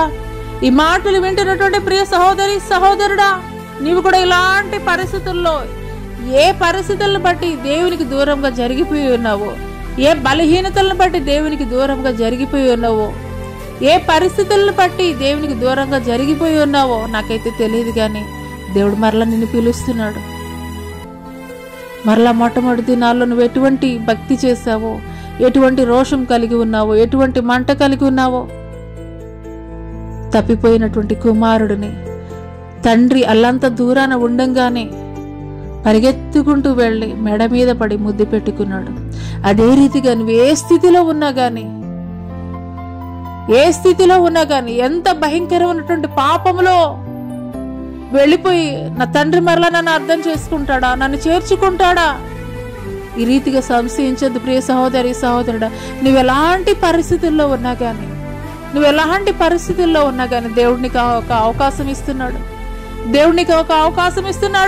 ఈ యొక్క ఉదయకాల సమయంలో నీతోనే మాట్లాడుతున్నాడు ప్రియ సహోదరి సహోదరుడు. నువ్వు ఎలాంటి భయంకరమైనటువంటి వ్యసనాలకి లోనైపోయి, ఎలాంటి భయంకరమైనటువంటి పాపంలో పడిపోయి ఉన్నా గాని సాతాను చెప్పొచ్చు నీతోటి, నువ్వు ఇంత భయంకరమైనటువంటి పాపం చేస్తావు కదా, నువ్వు దేవుడి దగ్గరికి వెళ్ళడానికి నీకు అర్హత లేదు, నీకు యోగ్యత లేదు.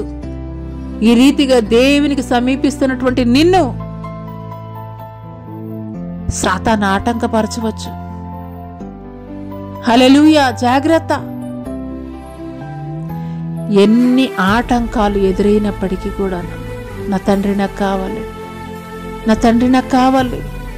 నా తండ్రి ప్రేమను నేను పొందుకోవాలి, నా తండ్రి నన్ను ఎంతగానో ప్రేమించేవాడు, నన్ను ఎంతగానో ఆదరించేవాడు, నన్ను ఎంతగానో బలపరిచేవాడు, నా తండ్రి నన్ను ఎంతగానో ఆదరించినటువంటి వాడు, ప్రేమించినటువంటి వాడు. అటువంటి తండ్రికి నేను దూరం అయిపోయాను. ఈ రీతిగా పశ్చాత్తాపడుతున్నావా? ఈ రీతిగా నీలో నీవే కృంగిపోతున్నావా? ఏమాత్రం ఆలోచన చేయకుండా తప్పిపోయినటువంటి కుమారుడు ఏ రీతిగా పరుగున వచ్చాడో అదే రీతిగా మరలా తీగిరా. దేవుడి కొరకు ఎదురు చూస్తున్నాడు. ప్రియ సహోదరి సహోదరుడా, నువ్వు ఎటువంటి భయంకరమైనటువంటి పాపములోనికి వెళ్ళిపోయినప్పటికీ కూడాను ఈ దినము దేవుడు 2 చేతులు చాచి నీ కొరకు ఎదురు చూస్తున్నాడు. నా బిడ్డ ఎప్పుడు మరలా నా యొద్దకు తిరిగి వస్తుంది, నా కుమారుడు ఎప్పుడు మరలా నా యొద్దకు తిరిగి వస్తాడు, నేను అక్కును చేర్చుకోవాలి, విందు చేయాలని ఎదురు చూస్తున్నాడు.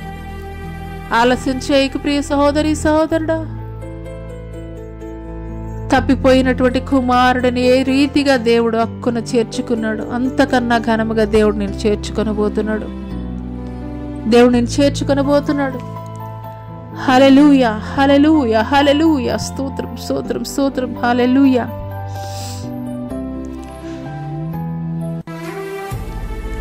ఇక్కడ దేవుడు తెలియజేస్తున్నాడు, ఏ స్థితిలో నుండి పడిపోతూ అది జ్ఞాపకం చేసుకుని మారు మనసు పొంది ఆ మొదటి క్రియలను మరలా చేయమని దేవుడు తెలియజేస్తున్నాడు. అట్లు చేసి నీవు మారు మనసు పొందితేనే సరి, లేని ఎడల నేను నీ యొద్దకు వచ్చి నీ దీపస్తంభమును దాని చోట నుండి తీసివేస్తానని దేవుడు మాట్లాడుతున్నారు. హల్లెలూయా. ఈ దినము దేవుడు మనతోటి మాట్లాడుతూ ఉండగా, ఈ దినము దేవుడు మనల్ని హెచ్చరిక చేస్తూ ఉండగా, దేవుని ఎదుట మోకాళ్ళలోనే ప్రతి పాపాన్ని, ప్రతి తప్పిదాన్ని కూడా ఒప్పుకునేటువంటి వారముగా ఉన్నాం. హల్లెలూయా. అతిక్రమాలను దాచిపెట్టేవాడు వర్ధిల్లుడని దేవుడు తెలియజేస్తున్నాడు. దాన్ని ఎవరైతే ఒప్పుకుని విడిచిపెడతాడో దేవుడు వాని మీద కనికరం చూపిస్తానని దేవుడు తెలియజేస్తున్నాడు.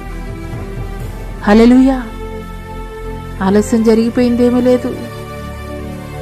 గతించిపోయినటువంటి వాటిని గురించి నువ్వు ఆలోచించవద్దు, చింతించవద్దు. అయ్యో నేనెందుకు ఈ రీతిగా జీవించాను, నేనెందుకు ఈ రీతిగా నా జీవితాన్ని ఇలా పాడు చేసుకున్నాను, నా జీవితాన్ని ఎందుకు ఇంత వ్యసనాల బారిన పడిపోయి ఇంత భయంకరమైనటువంటి పాపంలోనికి వెళ్ళిపోయాను, జరిగిపోయినట్టు గురించి ఆలోచిస్తూ నువ్వు విచారించవద్దు. ఎందుకొరకనంటే గనక దేవుడిని శిక్షించాలని కోరుకోవడం లేదు, కానీ నీ మారు మనసు పొందాలని దేవుడు నిన్ను కోరుకుంటున్నాడు. నిజమైనటువంటి పశ్చాత్తాపం నీలో కలిగి ఉండాలని దేవుడు నిన్ను కోరుకుంటున్నాడు. హల్లెలూయా.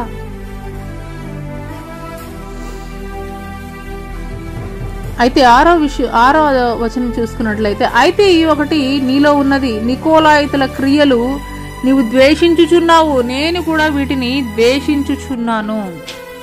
నికోలాయితుల క్రియలు నీలో ఉన్నవి, నికోలాయితుల క్రియలు నీలో ఉన్నవి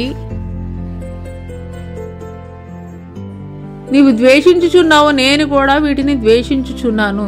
ఈ యొక్క నికోలాయితులు అంటే ఎవరనంటే గనక ఆదిమ సంఘ ప్రారంభంలో విధవరాండ్రకి మరి పరిచర్య జరిగించే నిమిత్తము మరి అక్కడ ఒక 7 ప్రత్యేకంగా ఈ ప్రత్యేకమైనటువంటి పరిచర్య కోసమే ఏర్పాటు చేసుకుని ఉన్నారు. ఒక 7.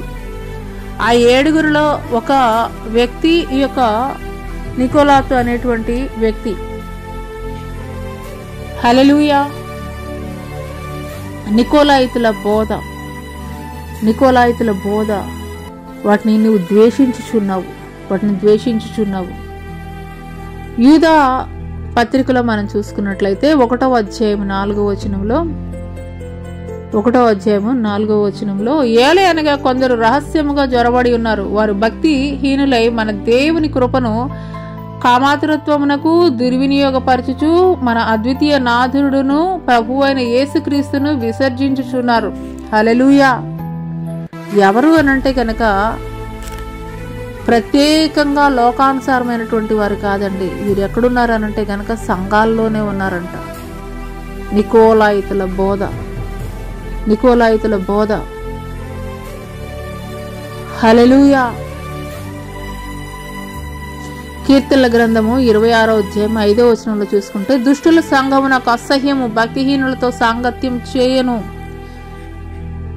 అనే మరి వచనాన్ని అయితే కనుక మనం చూస్తున్నాము. ఈనాడు అనేకమైనటువంటి బోధల్ని మనం చూస్తున్నాం. నికోలాయితుల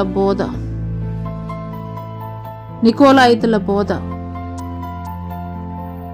ఇక్కడ యూదా పత్రికలో మనం చూస్తున్నాం. కొందరు రహస్యంగా జొరబడి ఉన్నారంట.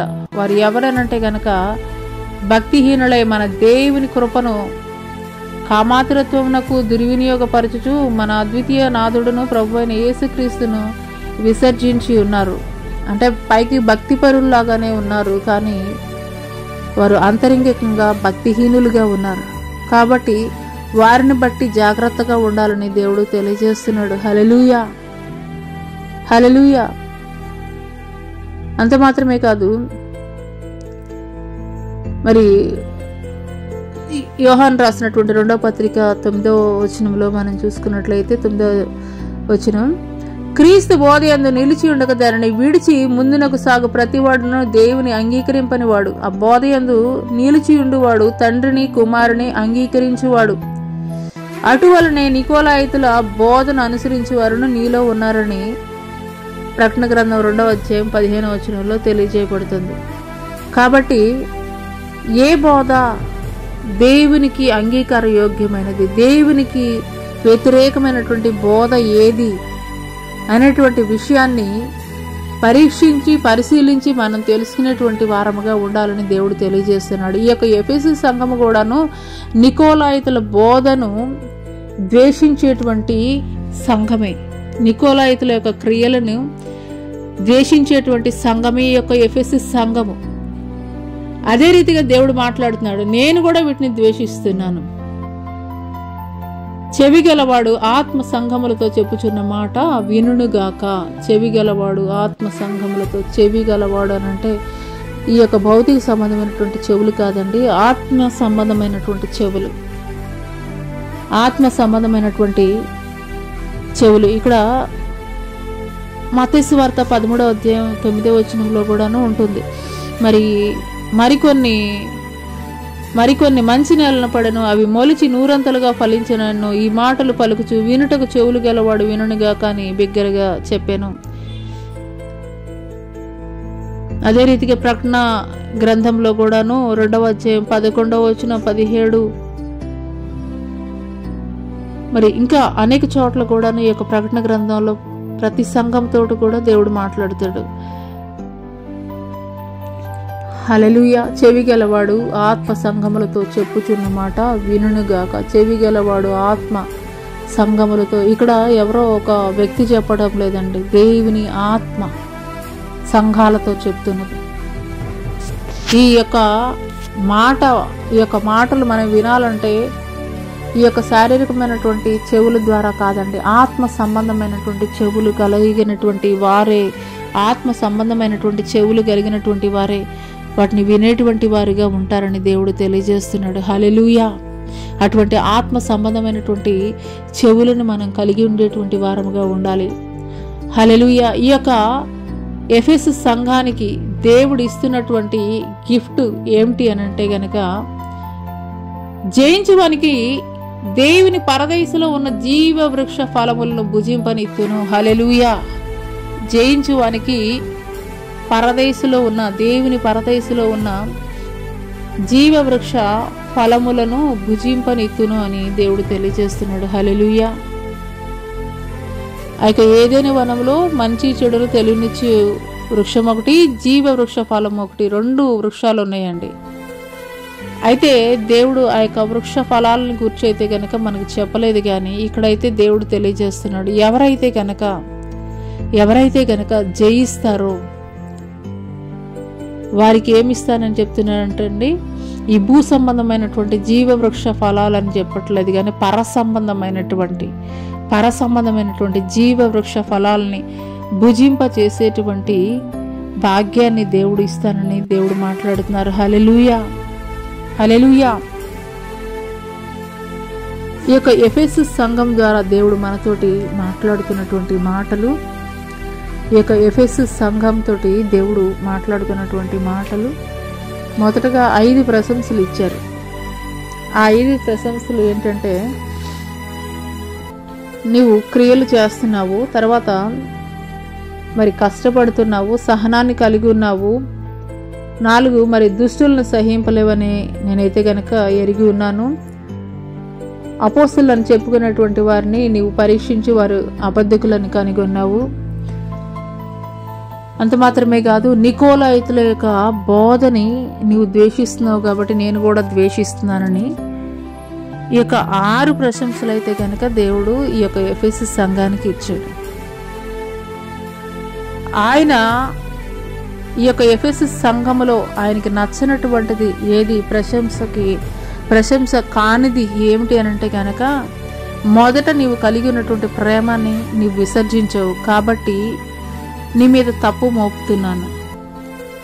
నువ్వు ఏ స్థితిలో నుండి పడిపోతావో ఆ స్థితిలో నుండి మరలా తిరిగి ఆ కార్యాలు జరిగించని చెప్పేసి దేవుడు తెలియజేస్తున్నాడు. హల్లెలూయా. ఈ యొక్క మాటలు వింటున్నటువంటి ప్రియ సంఘమా, ఈ యొక్క అంత్యకాల దినములలో ఈ యొక్క ఎఫెసు సంఘము ఏ రీతిగా సత్యమైనటువంటి బోధకులు కానటువంటి వారిని గుర్తెరిగి సత్యాన్ని వెంబడిస్తూ దేవునికి ఇష్టమైనటువంటి రీతిలో ఆ యొక్క ప్రతికూలమైనటువంటి పరిస్థితుల్లో కూడాను సహనాన్ని తెలియజేస్తూ, కష్టాన్ని అనుభవిస్తూ సహనాన్ని వారు చూపుతూ కూడాను వారి యొక్క భక్తిని, విశ్వాసాన్ని కొనసాగించారు. అదే రీతిగా ఈ యొక్క అంత్యకాల దినములలో దేవుడు మనకి తెలియజేస్తున్నది ఒకటే, ప్రతికూలమైనటువంటి పరిస్థితుల్లో కూడాను నీ యొక్క భక్తిని, విశ్వాసాన్ని నువ్వు విడిచిపెట్టవద్దు. మొదట ఏ రీతిగా నువ్వు ప్రేమ కలిగి ఉన్నావు అదే రీతిగా ఈ యొక్క అంత్యకాల దినములలో కూడాను మరీ ఎక్కువగా నువ్వు భక్తి చేయాలని, అదే రీతిగా సమస్తాన్ని కూడా జయించినటువంటి వారిని జీవ వృక్ష ఫలాలని దేవుడిస్తానని తెలియజేస్తున్నాడు. అటు కృప దేవుడు మీ అందరికీ నాకు దయచేయనుగాక. ఆమేన్. ప్రార్థన చేసుకున్నాం. స్తోత్రములైన మహాపరిశుద్ధుడ, మహాగణుడ, గొప్ప దేవ, నీకే వేలాది కోట్ల వందనాలు, స్తుతులు, స్తోత్రాలు చెల్లిస్తున్నాం తండ్రి. ఈ యొక్క అంత్యకాల దినములలో తండ్రి ప్రభా, మేము ఎటు రీతిగా ఉండాలో, ఎటు రీతిగా ఉండకూడదో నాయన నా తండ్రి ప్రభా, ఎఫెసు సంఘం ద్వారా మీరు మాకు బయలుపరిచారయ్యా. మీకు స్తోత్రాలయ్యా, మీకు వందనాలు తెలియజేస్తున్నాం తండ్రి ప్రభా. తండ్రి ఇంకనూ కూడా తండ్రి ప్రభా, నీ ప్రియ బిడ్డల్లో ఎటువంటి బలహీనత తండ్రి ప్రభా అయ్యా, మొదట కలిగి ఉన్నటువంటి ప్రేమను తండ్రి ప్రభా వారు కోల్పోయి ఉన్నట్లయితే తండ్రి ప్రభా మరలా వారు కలిగి ఉండడానికి కృప చూపించండి అయ్యా. నేను వెంబడించడానికి కృప చూపించండి అయ్యా. అయ్యా, ఈ యొక్క ఎఫెసు సంఘం ఏ రీతిగా తండ్రి ప్రభా నికోలైతుల బోధన ద్వేషించిందో అదే రీతిగా తండ్రి ప్రభా అయ్యా, ఈ యొక్క అబద్ధికుల బోధనలను కూడా తండ్రి ప్రభా అయ్యా తండ్రి ప్రభా గ్రంథ పరిశీలన ద్వారా తండ్రి ప్రభా ఎరిగి ద్వేషించినట్లు కృప చూపించండి అయ్యా. నీ వాక్యానుసారం నడుచుకునేటువంటి కృపను తండ్రి ప్రభా ఈ యొక్క సామాజిక మాధ్యమం ద్వారా ఎంతమంది బిడ్డలైతే ఏకీభవిస్తున్నారో తండ్రి ప్రభా వారందరి జీవితాల్లో కూడా తండ్రి ప్రభా నూతనమైనటువంటి కార్యాలు మీరు జరిగించమని, ఈ యొక్క అంత్యకాల దినముల్లో ప్రతి ఒక్కరూ కూడా నీ యొక్క రాకడ కొరకు సిద్ధపాటు కలిగి ఉండడానికి కృప చూపించమని నజరుడైన యేసు అతి పుణ్య పరిశుద్ధ నామములో అడిగి వేడుకొనుచున్నాము తండ్రి. ఆమేన్. తండ్రి అయినటువంటి దేవుని దయ, కుమారుడైనటువంటి యేసుక్రీస్తు వారి యొక్క కృప, పరిశుద్ధాత్మ యొక్క అన్యోన్య సహవాసం, ఆయన సన్నిధి ఈ భూలోకంలో ఉన్న సకల పరిశుద్ధులకు ఈ యొక్క సామాజిక మాధ్యమం ద్వారా ఎంతమంది బిడ్డలైతే ఏకీభవిస్తున్నారో వారి జీవితాల్లో నూతనమైనటువంటి కార్యాలు ఈ వారమంతా వారు జరిగించినటువంటి పనుల్లో, ప్రయత్నాల్లో, వ్యాపారాల్లో, ఉద్యోగాల్లో, సమస్త విషయాల్లో కూడా దేవుడు కృప చూపించిన గాక. ఆమేన్. యేసు రక్తమే జయం, శిలువ రక్తమే జయం, అపవాదికుల అనంత నాశనం, ప్రభు యేసు నామమున సంపూర్ణ విజయం కలుగును గాక. ఆమేన్. ప్రైజ్ లార్డ్ అండి. అందరికీ ప్రైజ్ లార్డ్. దేవుని నామమున వందనాలు. Praise lord.